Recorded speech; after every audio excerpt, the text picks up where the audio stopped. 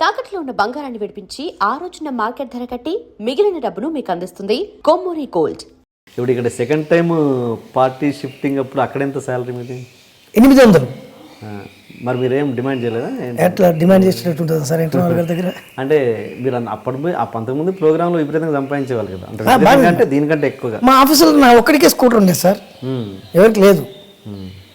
కానీ అనేది మరి అక్కడ అంత వస్తుందండి, ఇక్కడ నాకు ఇంత తక్కువ అని ఎప్పడం లేదా? మరి నేను దాని తక్కువ గురించి ఆలోచించలేదు కదా, నాకు 2 ఫోన్లు ఉన్నాయి ఇక్కడ. ఓకే ఓకే, ఫోన్లు లేవు కదా, పర్సనల్ ఫోన్స్ లేవు కదా, 2 ఫోన్లు ఉన్నాయి. మీకు పర్సనల్గా ఎన్టీఆర్ గారితో ఎలాంటి అనుబంధం ఉండేది? బాగా అనుబంధం ఉండేదండి. ఒకసారి నాకు ఆయన ఇంటి దగ్గర డ్యూటీ పడింది, నైట్ డ్యూటీ వేశారు.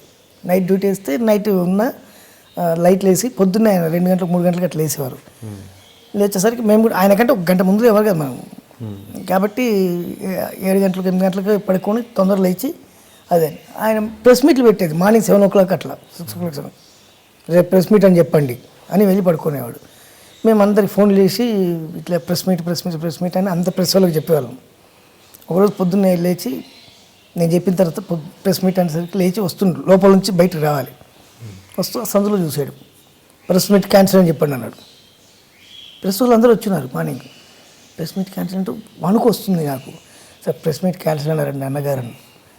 ఎందుకే మరి మీరు చెప్పడం ప్రెస్ మీట్ అని అదే నిజాన్ని బాగా చెప్తుందో, నన్ను ఏదో 2-3 మాట్లాడినారు. సరే ఎట్టో వెళ్ళిపోయిండ్రు. రాత్రి డ్యూటీలో ఉంది, ఎవరో వారిని పిలవండి అన్నాడు. వారిని నేను వెళ్ళా. అన్నగారు నువ్వేనా రాత్రి డ్యూటీలో ఉందని? అవును. ఆ లైట్ ఎందుకు వెలుగుతుంది అన్నాడు. నైట్ 3 గంటలకు లేచినప్పుడు లైట్ వేస్తాం కదా సార్, ఆ లైట్ వెలుగుతుంది. యూనిట్కి ఎంతో తెలుసా, దీనికి ఎంతో తెలుసా? ఈ రకంగా నువ్వు అప్పటి నుంచి ఇప్పటివరకు లైట్ వేసిన అంటే 7 o'clock వరకు లైట్ వేసిన అంటే ఎన్ని యూనిట్స్ వస్తుంది, ఎంత కాలిపోద్ది, ఏమైద్ది, బుద్ధి లేదు అని బాగా తిట్టి ఒక దెబ్బేసి వెళ్ళిపో అన్నాడు. వెళ్ళిపోయి చాలా ఫీల్ అయ్యాను. ఎందుకే ఆయన మూడ్ ఆఫ్ చేసినాడని అందరు పిఎస్లు అందరూ నన్ను తిట్టాడు. అర్ధగంట తర్వాత పెద్ద ఆయన పిలుస్తున్నాను. ఇక నన్ను ఇవాళ ఉతుకులే ఉంది నాకు అనుకున్నాను. పెద్ద ఆయన పిలుస్తున్నట్లు ఎవరికి వెళ్ళినా ఆయన దోశ తింటూ ఇంకొకసారి అలా తప్పు చేయకూడదు అలాగే అన్నగారు అన్న. ఆ సగం దోశ తీసి నాకు పెట్టిండు. ఆ దోశ తిని చాలా అన్నగారు ఇంకా తింటారా అన్నాడు. వద్దు అన్నగారు, అసలు దెబ్బలు కొడతారేమో అనుకుంటే దోశ పెట్టి పంపించిండు ఆయన. అట్లా ఆయన దగ్గర ఉన్న అనుబంధం అది. ఆయన నన్ను బొమ్మగారు అని పిలిచేవాడు. బొమ్మ టాకింగ్ డాల్ ఉండేది కాబట్టి బొమ్మగారు అని పిలిచేవాడు. ఈయనతో చంద్రబాబు గారితో అంటే ఇక వెరీ ఫ్రెండ్లీ అండి, వెరీ ఫ్రెండ్లీ. మాది ఇక డైరెక్ట్ ఉంటుంది నాది అటాక్, ఇంట్లోకే డైరెక్ట్ బెడ్రూమ్లోకి వెళ్ళిపోతా. మిస్సెస్ తోటి కానీ పిల్లలతో కానీ వాళ్ళతో కానీ నాకు చాలా విపరీతమైన అనుబంధం. అంటే మీరు అక్కడ లైబ్రరీలో చేయడం వల్ల అక్కడ నుంచి స్టార్ట్ అవ్వడం వల్ల తెలుగుదేశంలో జాయిన్ అయ్యారా? లేకపోతే అంతేనండి, దాంతో అనుబంధం. కేసీఆర్ గారు అప్పుడు రవాణా శాఖ మంత్రి చేసేవారు. వారు ఆయన ఎంత స్ట్రిక్ట్ అంటే కేసీఆర్ గారు అప్పుడే రవాణా శాఖ మంత్రి, కానీ స్కూటర్ మీద వచ్చేవాడు. పక్కన పోలీసులు, స్కూటర్ మీద వచ్చేవాడు ఆయన. కావాలని ఎట్లా జరుగుతుంది ఏం సంగతి అని చూడడానికి స్కూటర్ మీద వచ్చేవాడు అసెంబ్లీకి. అంత కారు ఉన్నా కూడా స్కూటర్ మీద వచ్చేవాడు. స్కూటర్ మీద వచ్చి చూసేవాడు అసలు ఎట్లా జరుగుతుంది ఏం సంగతి అని, పరిస్థితులు ఎట్లున్నాయి ఏం సంగతి అని. అప్పుడు బ్రహ్మాండమైన ఆ వారితో కూడా బాగా విపరీతమైన అనుబంధం ఉంది నాకు. వాళ్ళ ఫ్యామిలీతో కూడా మంచి అనుబంధం ఉంది. అంటే ఇప్పుడు ఏంటి అంటే ఇక్కడ అంతా టీఆర్ఎస్ హవా నడుస్తుందని టీఆర్ఎస్లోకి జంప్ అయ్యారా? ఇప్పుడు మీరు జంప్ అవ్వలేదు, నేను దేంట్లోకి జంప్ అవ్వలేదు, దేంట్లో జాయిన్ కాలేదు. ఇంతవరకు నాకు తెలుగుదేశం సభ్యత్వం కూడా లేదు నాకు. బట్ అయినా టీఆర్ఎస్కి సపోర్ట్ ఎక్కువ. మీరు ఇప్పుడు టీఆర్ఎస్లో తిరుగుతున్నారు కదా? టీఆర్ఎస్లో తిరగట్లేదండి, ఏ దాంట్లో తిరగను. నన్ను ఎవరు పిలుస్తూ వాడి దగ్గరికి వెళ్ళి కనబడి వాడితో మాట్లాడి ఆ ప్రోగ్రామ్ అటెండ్ చేసి వస్తా.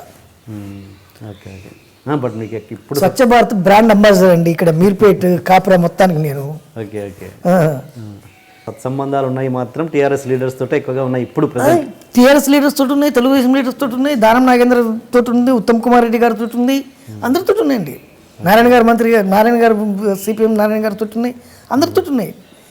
నేను ఒక డప్పు కొట్టేటోను సార్.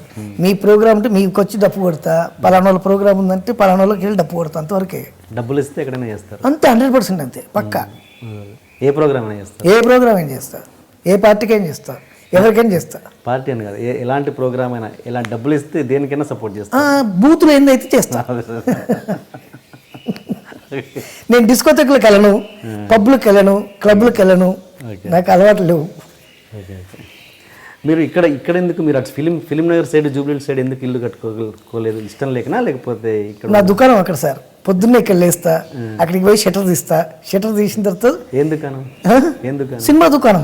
సినిమా దుకాణం. షటర్ ఓపెన్ చేస్తా, దుకాణం చూసుకుంటా, సాయంత్రం ప్యాకప్ కాగానే ఇక్కడికి వచ్చేస్తా.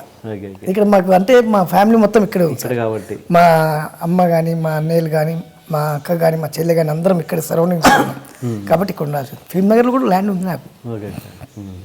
అంటే అందరూ అక్కడికి ఉండడానికి ఇష్టపడతారు కదా.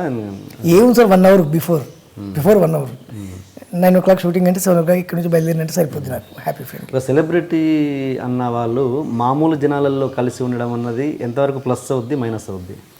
మామూలు జనాలంటే మామూలు జనాలు మీన్స్ అంటే సెలబ్రిటీ హోదా కాకుండా మామూలు ప్రేక్షకులు వీళ్ళతోటి వాళ్ళలో కలిసి ఉండడం చాలా మంచిదండి అది. ఇప్పుడు నేను చూడండి, ఇప్పుడు ఇక్కడ housing board model housing board Mangapuram కాలనీలో ఉందంటే ఈ ఏరియా అందరికీ నేను ఇక్కడ మెగాస్టార్. ఒక రజనీకాంత్, ఒక చిరంజీవి, ఒక మోహన్ లాల్, ఒక మమ్ముట్టి, ఒక వేణుమాధవ్ ఈ ఏరియాలో. ఓకే. వాళ్ళందరినీ మిక్సీలో గ్రైండ్ చేసి ఇస్తే దట్ ఈస్ వేణుమాధవ్ ఈ ఏరియాలో. ఓకే. ఏ జరిగినా ఎక్కడున్నా ఎవరి ఫంక్షన్ ఉన్నా వచ్చి కార్డు ఇచ్చిపోతారు, కంపల్సరీ వాటికి అటెండ్ అవుతారు నేను. Okay. At the same time పొద్దున్న లేస్తే కళ్ళ ముందు కనబడ్డప్పుడు కొంచెం చీప్ అయ్యే అవకాశాలు కూడా ఉంటాయి కదా. అస్సలు ఉండదు సార్. ఎందుకు చీప్ అవుతాం? చీప్ మీన్స్ అంటే రోజు చూసే మొహమే కదా అన్నట్టుగా అలా కానివ్వండి, దానివల్ల నాకేం ఇబ్బంది. అట్లే ఉండదు.